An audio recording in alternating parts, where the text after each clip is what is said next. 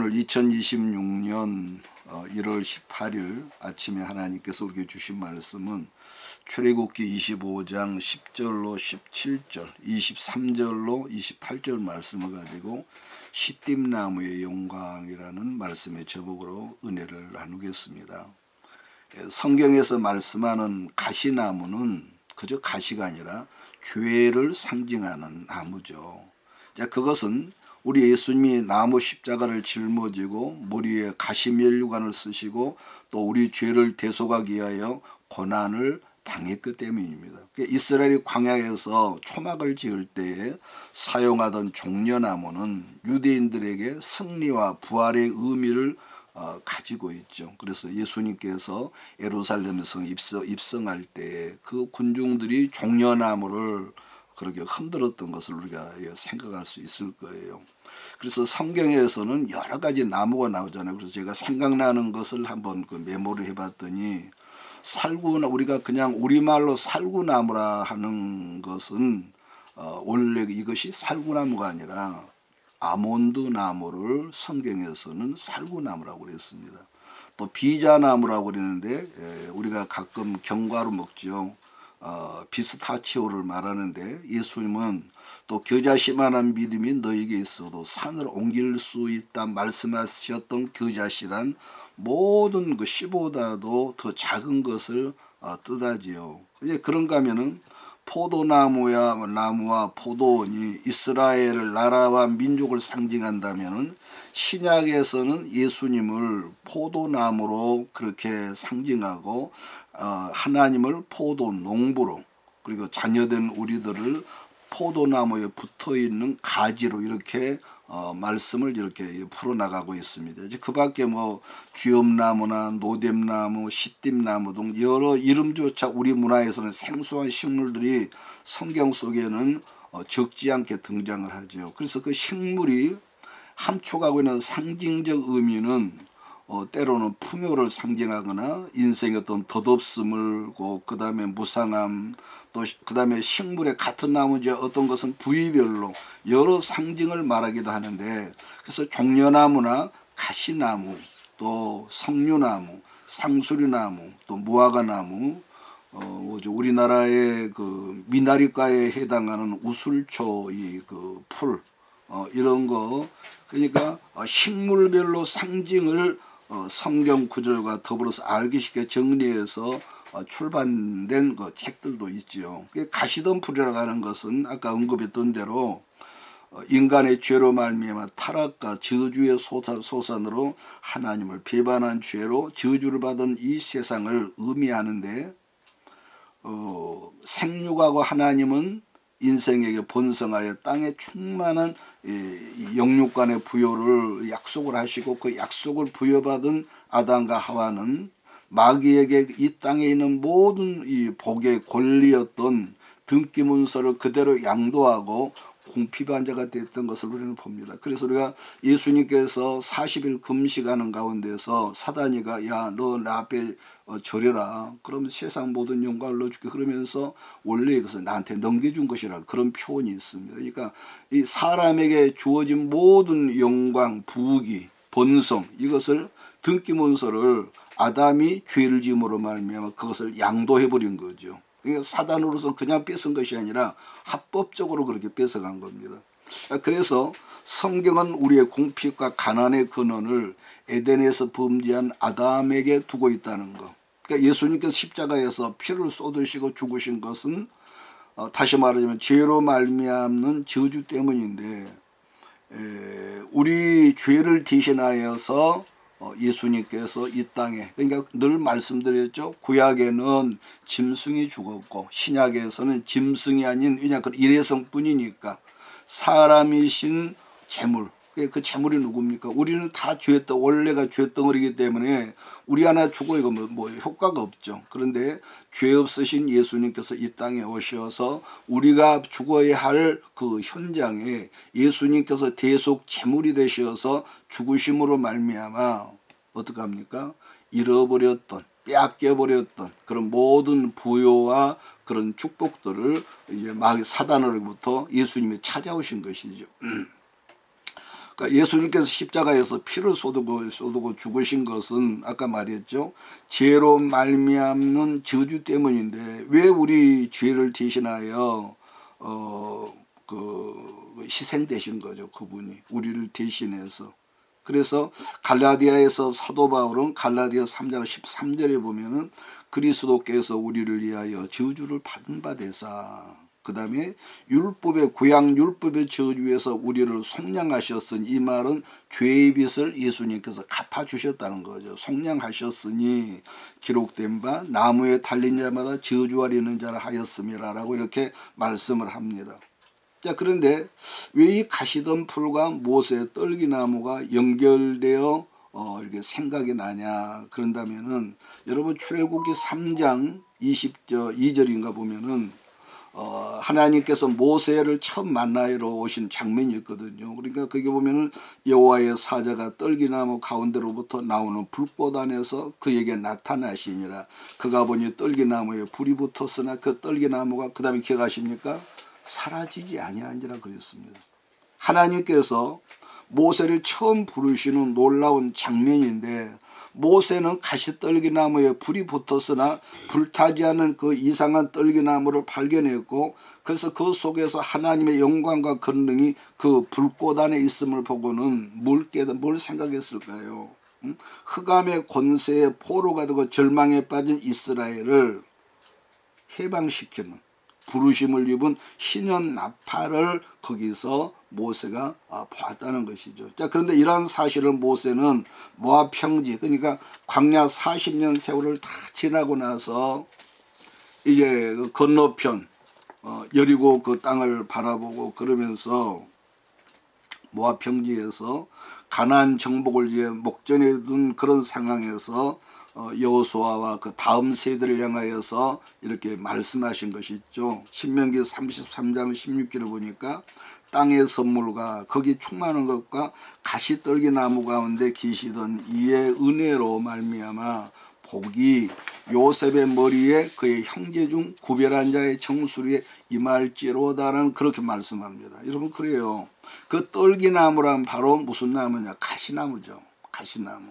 자, 그랬었던 그 나무에 하나님의 불이 붙었고, 그러니까 분명히 저주의 상징이고 죄의 상징인데, 그랬었던 그 나무에 하나님의 불이 붙었고, 하나님의 임재하심의 징표란 바로 아담과 하와가 받은 그 가시덤불과 엉겅퀴의 그 저주로부터 회복을 예언한 것이고, 다시 이 땅의 축복과 성령의 임재를 여러분 그 상징하는 것이라 우리는 그렇게 이제 말씀을 푸는 겁니다.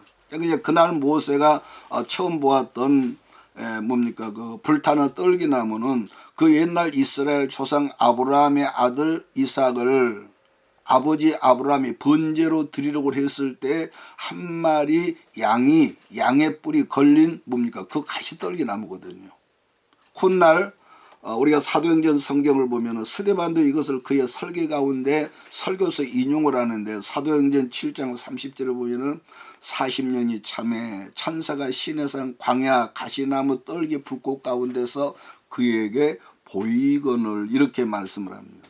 그러니까 하나님은 아브라함이 사랑하는 독자 이삭을 대신해서 번제물로 드려질 양의 뿔이 어떻게 됩니까? 숯불에 걸리게 해서 사랑하는 아들 독생자 이삭을 대신하는 대속 제물이 되게 한 것은 바로 그것이 여러분 떨기나무라는 거죠.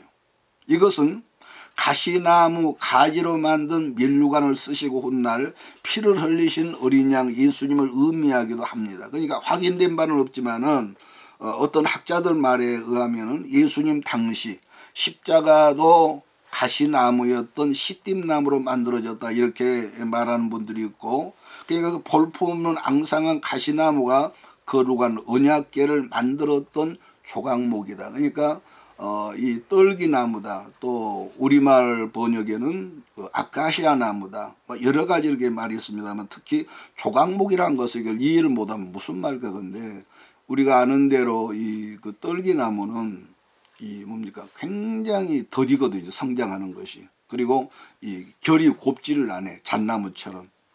그래서 그것을 적당히 잘라가지고 판자를 만든 거. 그래서 그것을 보고 성경은 조각목이다. 어떤 사람은 조각목이 다른 이유를 알지만 그건 아니죠.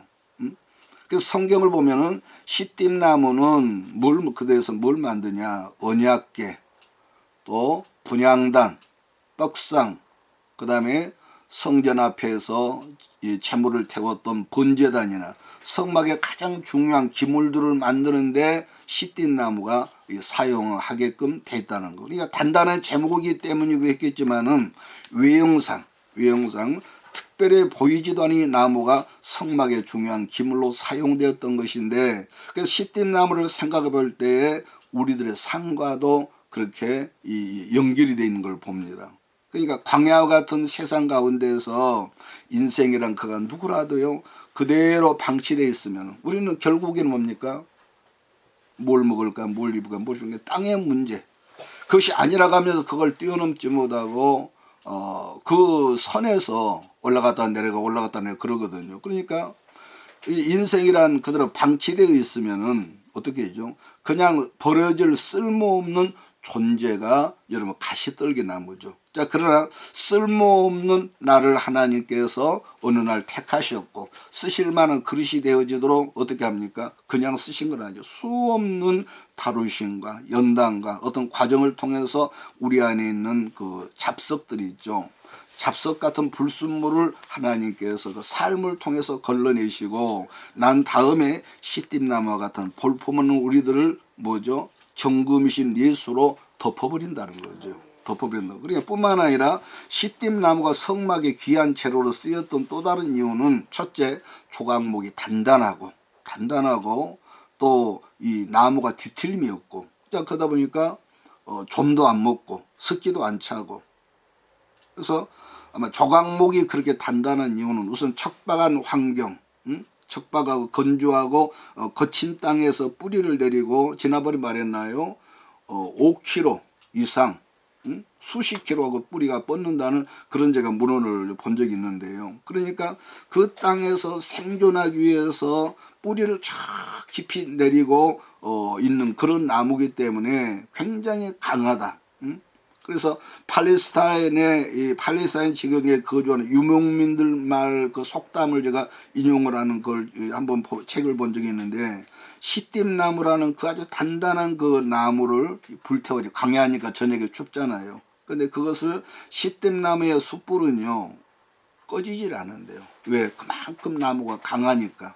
그래서 그 유목민들 사이에 그 나온 그 말이 뭐냐면은 시띠나무의 숯불은 메시아가 오실 때까지 꺼지지 않는다는 그런 말이 있다는 거죠. 자, 그만큼 척박한 땅에서 강한 나무로 자랐기 때문일 것인데, 여러분 그래요. 그래서 그가 누구였든지 하나님 앞에 쓰임받는 사람이라면은 다 그런 건 아니지만 끝이 보이지 않는 광야의 긴 길을 통과하지 않은 사람이 아무도 없다는 겁니다. 성경에서 민수기의 주 무대는 어디입니까? 광야거든요. 그런데 중요한 것은 하나님께서 그가 누구든지 택하시고 부르셨던 모든 사람들을 그냥 내가 너를 사랑하니까 핀셋으로 꼭 집어가지고 너는 내 종이니까 내 일을 해야 해. 그게 아니라 이전 가운데 두셨지만은 무섭게 훈련하시는 무대를 이렇게 광야로 말씀하고 있었다는 거. 그러면은 하필이면은 왜 불편한 광야로 그렇게 이끄셨을까? 우선 광야는요, 여러 번 말씀했죠. 일정한 길이 없다고 그랬습니다. 또 광야는 그 광야에 있는 동안에는 내게 필요한 모든 것들을 철저하게 제한하신다는 거예요. 하나님께서. 나는 이것도 풍성하고 저것도 풍성하면 좋겠는데 이상하게 제한이 돼. 그런가 하면 광야는 나를 대적하는 아말렉 세력들이 요소요소에 포진하고 있다는 거. 그래서 나를 뒤집어 놓고 자존심 상하고 속상하게 하고 억울하고 눈물 나고. 그래서 누구나 여러분 광야 단계의 과정에 머물러 있다면은 사람의 심리가요, 다시 나 옛날로 가고 싶어. 왜? 그전에는 내가 예수 안 믿어도 먹고 사는 데 지장이 없거든요. 지장이 없어.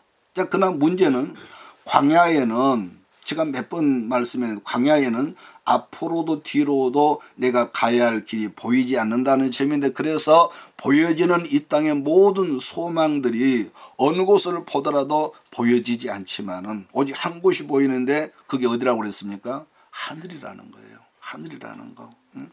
그래서 마침내 그 다루심 속에서 힘들고 기가 막힌 상황 속에서 그 사람이 하늘을 주목해 바라본다는 것. 그런 점에서 조금 속된 말이고 슬픈 말이지만은, 돼지라는 짐승은 뭐라고 그러죠? 반드시 뒤집혀져야만이 하늘을 바라본다는 그런 그 말이 있습니다. 그래서 옛날 동방의 의인이라고 일컬음을 받던 욥이라는 사람에게 어느 날 부지불식간에 환란의 정점에 있었을 때에 자식들 다 죽었지요. 재산 다 부도나 없어져 버렸지요. 또 몸에 병이 들었지요. 그러니까 욥이 뭐라 할까요? 탄식하면서 부르짖었던 유명한 말씀을 여러분은 아마 아실 거예요. 욥기 23장 8절로 10절을 보면은요, 이런 말씀이 있습니다. 욥기 23장 8절 10절이 제가 읽겠습니다. 그런데 내가 앞으로 가도 그가 아니 계시고 뒤로 가도 보이지 아니하며 그가 왼편에서 일하시나 내가 만날 수 없고 그가 오른편으로 돌이키시나 배울 수 없구나. 나의 가는 길을 오직 그가 아시나니 그가 나를 단련하신 후에는, 여러분 기억합니까? 내가 뭐같이 나오리라? 정금같이 나오리라. 여러분, 언제나 문제는 하나님이 우리의 형편과 우리의 사정을 모르신다면 이해가 빨리 가지만, 문제는 지금 읽은 말씀 보니까 그분이 나의 모든 상황과 형편과 환경 아신다면서 나를 그 단계에서 방치해 두셨다는 그런 점입니다. 그래서 어느 시대의 양식이 있죠. 우리가 먹는 양식이 아니라 양식이 있는 사람에게 지식이라고 하는 것은 절대적으로 필요한 것이지만은, 문제는 책상머리 앞에서는요, 깊은 영성의 사람 만들어지지 않기 때문에 하나님께서 우리가 원하든 원치 않든 간에 삶이라는 지도관 그런 가시떨기밭, 자갈밭, 그 속에서 부대끼게 한다는 거. 부대끼게. 그렇게 해서 뭐죠? 그 껍질이 벗겨지고 나서 우리로 하여금 영성의 사람이 되어진다는 거. 그래서 독일 사람으로 탁월한 정치가이기도 하고 독일의 희성이라고 일컫는 별칭 가진 괴테가 그의 책 파우스트에서 유명한 말을 뭐라고 했느냐. 간단하지만은 허물을 벗지 못한 뱀. 간단히 말하면 탈피하지 못한 뱀은 스스로 껍질 속에 갇혀서 숨을 못 쉬기 때문에 죽는다. 질식에서 죽는, 이런 표현을 했습니다. 그러므로 우리들이 잘 아는 뱀이라는 파충류는요, 여러분 봤는지 안 봤는지 모르지만 1년에 보통 한 번에서 두 번, 많게는 세 번까지 자기 몸의 껍질을 벗어버려야만이 첫째 건강을 유지하고, 뭘 유지하고? 건강을 유지하고 더불어서 건강한 그런 몸으로 성장을 한다는 거예요. 그런데 그러던 뱀이 길을 다니다가 날카로운 가시에, 뱀 그 껍질이 어지간하면 괜찮거든. 근데 길을 다니다가 날카로운 가시에 찔려서 상처가 생겼다든지, 혹은 독극물을 먹은, 쉽게 말하면 농촌에서 보면 쥐약을 먹은 짐승들을 먹이로 먹었을 때에 이 뱀이 먹었던 그 음식물이 뱀에게는 큰 질병이 돼가지고 자기 허물을 벗지 못하고 자기 껍질에 갇혀서 스스로 숨을 못 쉬어가지고 죽는다는 거예요. 여러분, 그렇습니다. 왜 부르심을 입은 모든 사람들에게 민수기의 지도관 광야가 필요하냐 한다면은, 내가 나를 보더라도 뭐죠? 어떤 탁월한 집이 있다고 합시다. 재능이 있고 또 지식이 내게 있었다 할지라도, 여러분, 지식이 많은 사람은요, 자기 부인이 정말로 어렵습니다. 왜? 자기가 알거든요. 그래서 부인이 안 되는 거예요. 아마 그래서 시편 기자 역시 크고 지도관 광야에 갇혀 있다가 아마 그 광야를 통과한 다음에야 어떤 이 고백의 말씀을 했던 것 같은데, 여러분 그 시편 119편 몇 절인가요? 67절에 보면은 이런 말씀이 있습니다. 고난당한 것이 내게 유익이라. 이로 인하여 내가 주의 율례를 배우게 되었노라. 이렇게 고백을 하죠. 71절 고난당하기 전에는 내가 그릇 행하였더니 이제는 주의 말씀을 지키나이다. 왜 여러분 하나님은 광야에서 필수품이었던 모세의 지팡이를 하나님께서 맨 먼저 말씀할 때에 네 손에 준 것이 뭐냐 그랬더니 지팡이입니다. 그런데 여러분 광야에서 지팡이 없으면 안 되잖아요. 그런데 모세에게 명령하시고 지팡이를 버려라, 땅에 던져버려라 그랬단 말이에요. 여러분 그래요. 모든 인생은 하나님 말고 자기가 붙잡고 자기가 의지하고 자랑하고 싶고 자기가 의지하는 것들은 결국은 나를 미혹하는 도구가 된다는 점을 하나님께서 그 짧은 사건으로 상징적으로 알려주신 것이죠. 그러니까 하나님 말고 의지하는 것이 강한 사람은 그 자체가 미혹의 어떤 영들을 불러온다는 것. 그러니까 뱀 앞에서 기겁으로 달아나고 있는 모세에게 하나님이 뒤에서 어떤 말씀을 합니까? 모세야, 뱀을 다시 잡아라. 그래서 여러분 자기가 알았고 자기가 믿었고 붙잡고 있었던 지난 40년 동안 붙잡고 있었던 그 탁월한 지식을 하나님 앞에 바울 같은 경우도 내가 배설물로 똥과 우준처럼 내가 여긴다고 그랬을 때에 하나님은 그 탁월한 바울의 지식을 그야말로 전무후무하게 멋지게 사용하신 것처럼 다시 모세의 손에서 뱀이 지팡이가 되니까 하나님 이스라엘 300만 민족을 가나안 적경지역까지 인도하시는 목자의 도구가 되도록 그렇게 하시다는 거예요. 그러니까 내가 붙잡고 있을 때는 미혹의 상징인데 그러나 그것을 하나님께 던져버렸을 때 맡겨버렸을 때 똑같은 거지만은 이제는 영혼을 살리는 그런 역사가 일어나는 거. 그래서 왜 광야가 우리들에게 필요했고 왜 다루심의 긴 연단의 세월이 필요할까? 어떤 사람은 간단하다 너무너무 쉽게 잘 사는데 왜 어떤 하나님 일꾼들은 그렇게 힘들게 살까? 재수가 없어서 멍청하니까? 여러분 그건 성경적이 아닙니다. 지식은 나와 여러분이 환하게 알지만은 정작 언제나 하나님 앞에 내려놓아야 할 내 자아를요 사람은 내려놓기를 싫어합니다. 알면서도요 내려놓지를 않아요. 그러니까 정금으로 입혀진 성막 기구들을 예로 본다면은 여러분 겉모습은 정금으로 덮여 있고 번제단은 뭘로 덮여 있습니까? 노수로 덮여 있었지만은 분명한 것은 그 안에는 시띠나무의 조각 판자들로 연결되어 있다는 거예요. 조각목으로.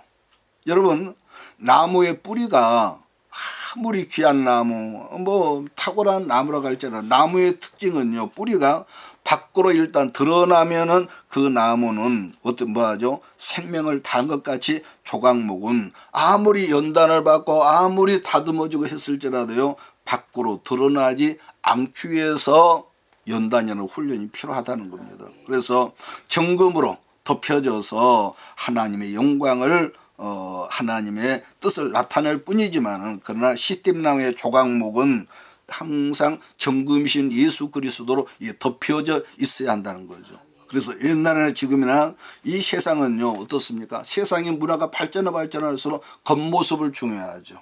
그래 겉모습을 확실한가 모르지만은 전 세계에서 우리나라 여성들이 성형 수술을 제일 많이 한대요. 그렇게 그냥 먹고 살만하고 그러다 보니 전부 다 외모로. 저번에 어떤 그 여자분은 매덕을 썼대요. 내가 봐도 그 얼굴 생긴 것이 나보다 좀 안 못생긴 것 같아. 그렇게 그런 매덕을 썼답니다. 왜 세상은요 화려함을 좋아하거든요.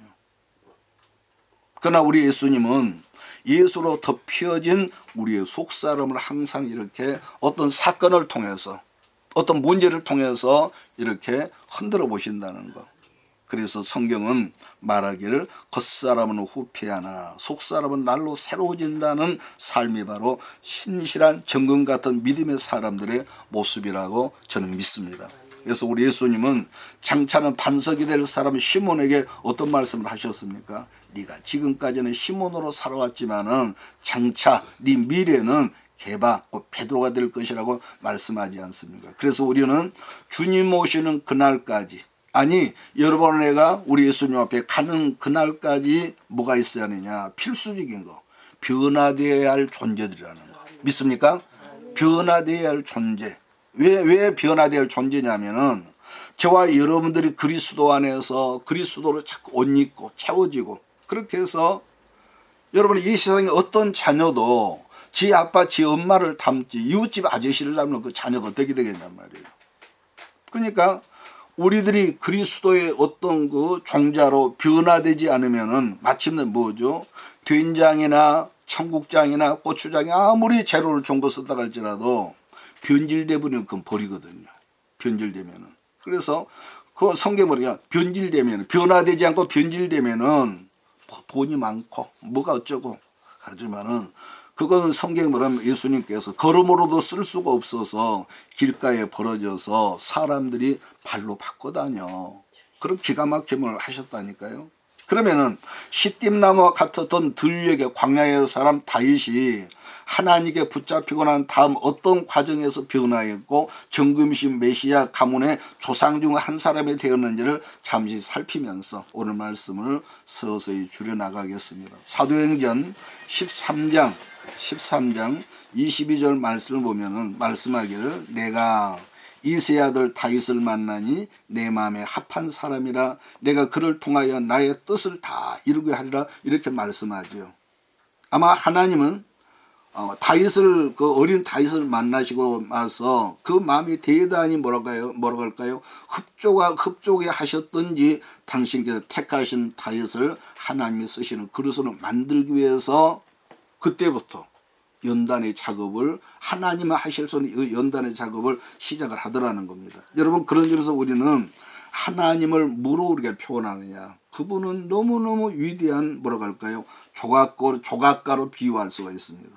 그러니까 다윗을 선택하셨듯이 어느 날 아무렇게나 널브러 있는 바위돌 같은, 쓸모없는 바위돌 같은 우리들을 하나님의 뜻에 합당한 그릇으로 세워지 만들어지기 위해서 어떤 그릇은 조그만 그릇으로, 어떤 것은 큰 그릇으로, 어떤 그릇은 귀한 그릇으로, 어떤 것은 천한 그릇으로, 그러니까 당신께서 쓸 용도대로 어떤 이는 작게, 어떤 그릇은 오랜 세월 동안에 그것을 조각을 하신다는 겁니다.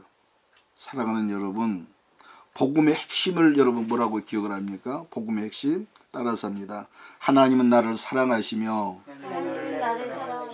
나를 위한 놀라운 계획을 가지고 계십니다. 나를 위한 놀라운 계획을 가지고 계십니다. 이게 복음의 핵심입니다. 내가 때로는 하나님이 안 계신 것 같고 과연 나를 아실까?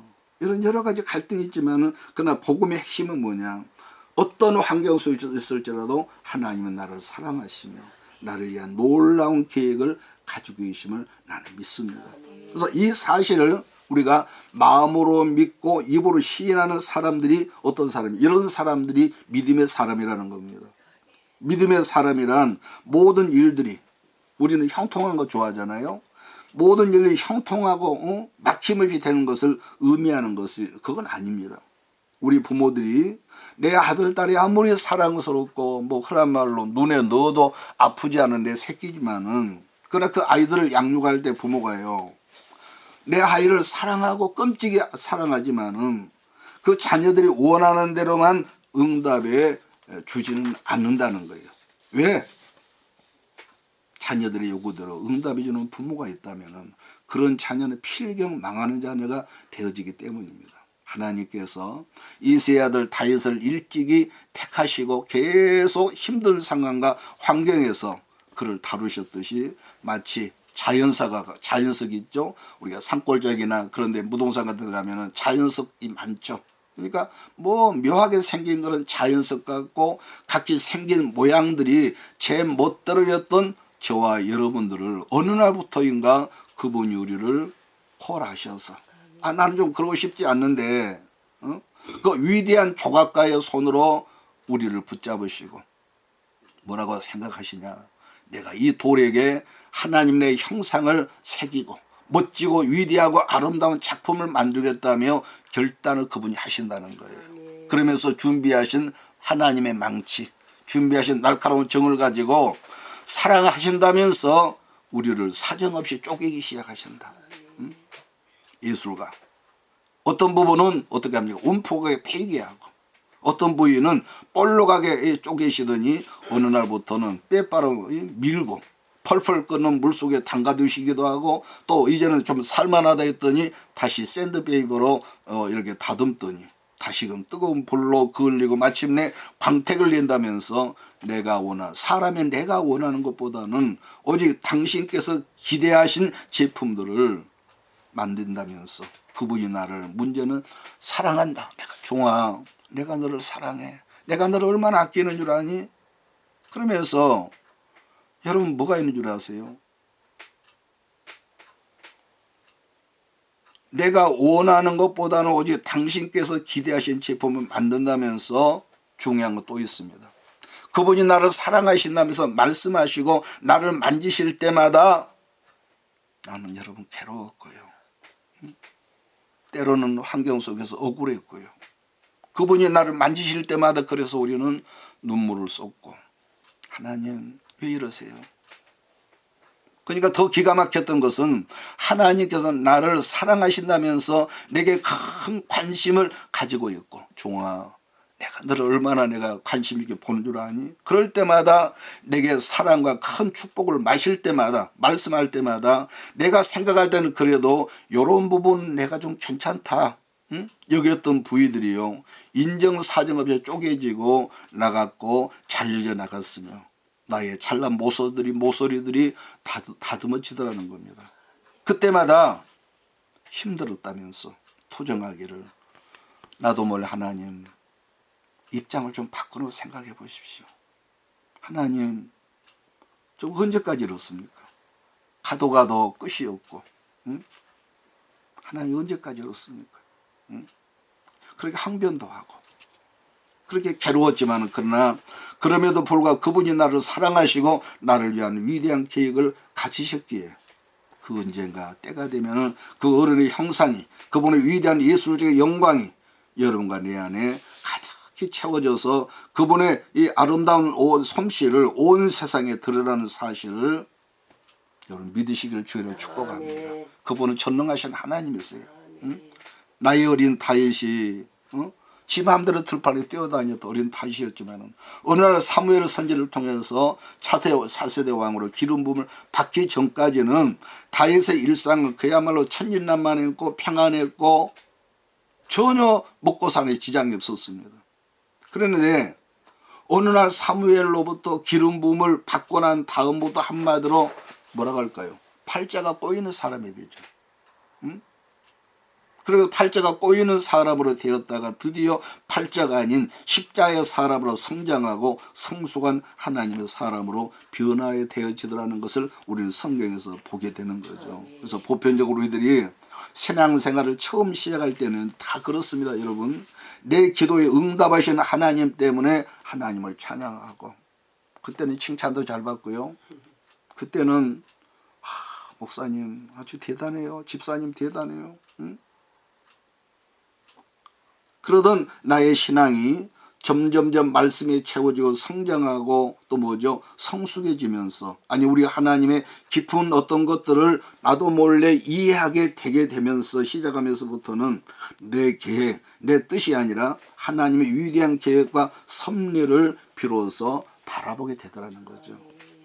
그랬음에도 불구하고 하나님은 어느 때부터인가 내가 아끼며, 여러분 그런 거 있을 겁니다. 내가 아끼며 내가 자랑스럽게 했던 내 꼬리 자랑은 멋지거든요.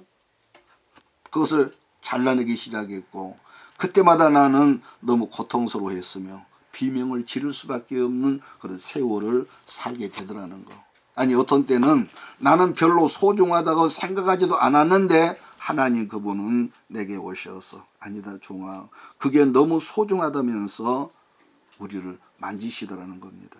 아까도 제가 말씀했지만 그분이, 그 어른이 여러분과 나를 만지고 사랑한다면서 우리를 만지실 때마다 할렐루야 놀라워 감사와, 그게 아니라 그분이 나를 사랑하셔 만지실 때마다 나도 몰래 탄식이 나왔고 너무 아파서 울었다는 점일 것이며, 그랬을 때마다 사람들 속에 수치스럽고 창피했고요.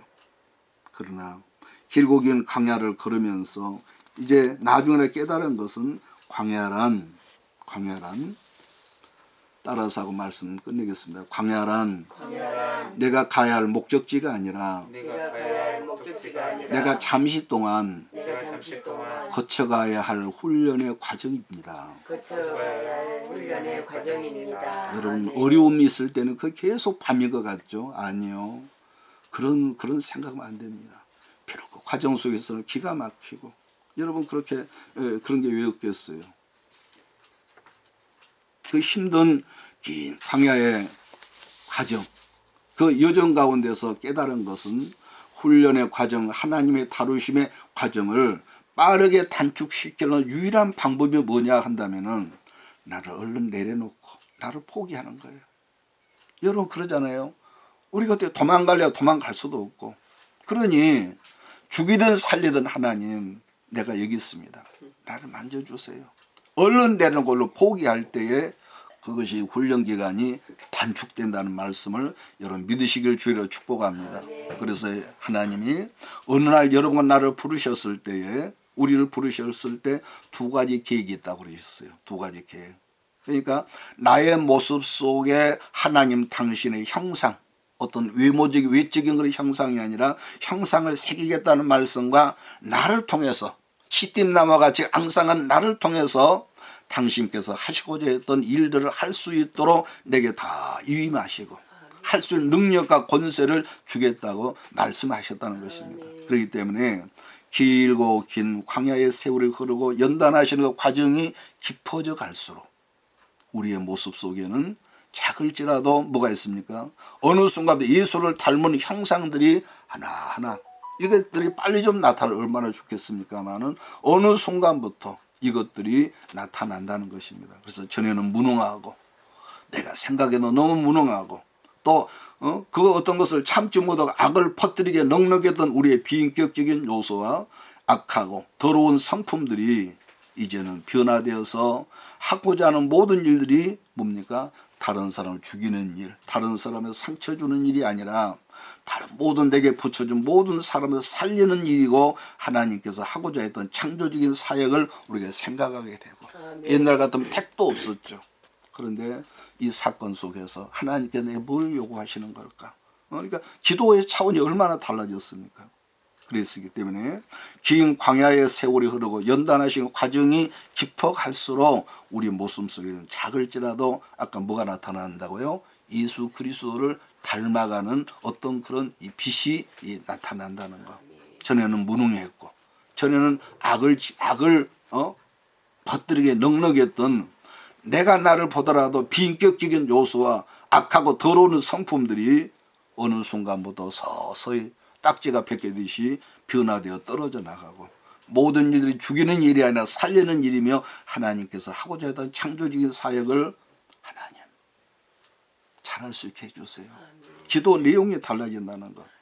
여러분 그래서 우리 하나님 한 번 어떤 사람을 점 찍어 놓고 계획하셨던 일을 반드시 이룰 수있게 많은 분이 우리가 다른 시간을 끝냈습니다마는 야곱 같은 일 얼마나 뺀질입니까? 근데 나중에는 그를 병신을 만들어서라도 그래서 야곱은 죽는 날까지 불편한 그런 이 지체로 그가 살았지 않습니까? 절대로 양보를 안 한 것 같아. 그래서 이런 하나님의 비밀과 섭리를 우리가 생각하게 되면은 힘든 환경은 변함이 없고 상황은 작년과 여전히 변함이 없을지라도 우리는 주의 말씀을 우리가 붙잡을 때 나도 몰래 흥분이 된다는 거죠. 물론 때로는 내 마음속에 여러분 이렇게 말하면 나도요 남보다는 높아지고 싶은 마음이 아직도 좀 있는 것 같아요. 그럴지라도 이제는 고통스러운 매일의 삶 가운데서 아까 말씀대로 흥분이 되어지고 또 캄캄한 밤을 지날지라도 그분을 찬양하면서 노래할 수 있다는 것인데 아마도 그래서 유달리 서정주 시인 여러분 곡하의 패설한 시를 좀 기억하시죠? 노란 내 꽃잎이 피우려고 간밤의 무소리는 저리 내리고 내게는 잠도 오지 않았나 보다. 그랬는데 아니 이 시 내용을 조금 내가 바꾼다면은 내 노란 풍성한 열매들이 맺히려고 지난 세월에서 무소리는 그처럼 많이 내렸고 내게는 잠도 오지 않았나 보다로 이제는 바꿔야 할 것 같습니다.